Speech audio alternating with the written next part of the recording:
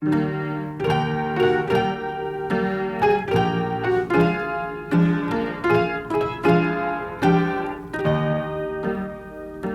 fles speelde een grote rol in heel mijn droef bestaan. Omdat ik nooit geen liefde kreeg, ben ik aan de fles gegaan.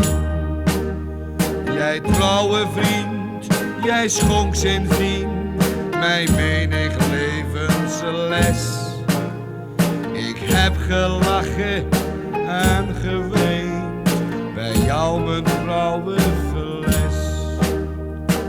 Mocht ik door de drank bezwijken, mocht ik naar de donder gaan, laat dan op mijn grafsteen blijken, hij kon niet meer op zijn benen staan.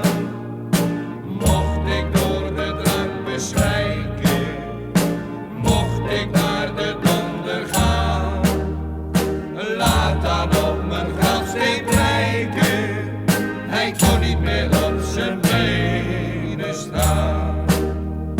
En als ik afgemonsterd was, dan was mijn eerste gang het meisje waar ik veel van hield, mijn hele leven lang.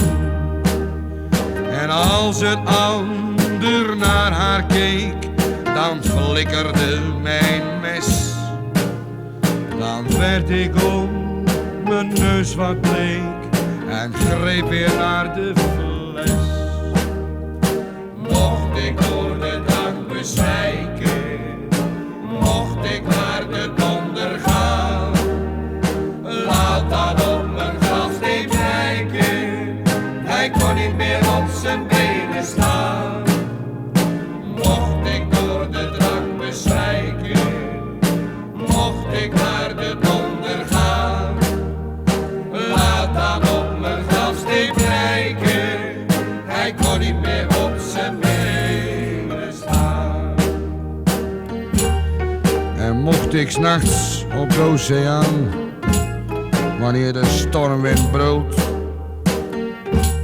bezopen op de voorplecht staan, de fles nog half gevuld.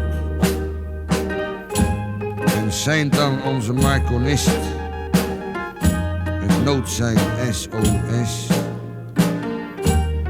dan gaat mijn laatste groet aan wal, gestoken in een fles.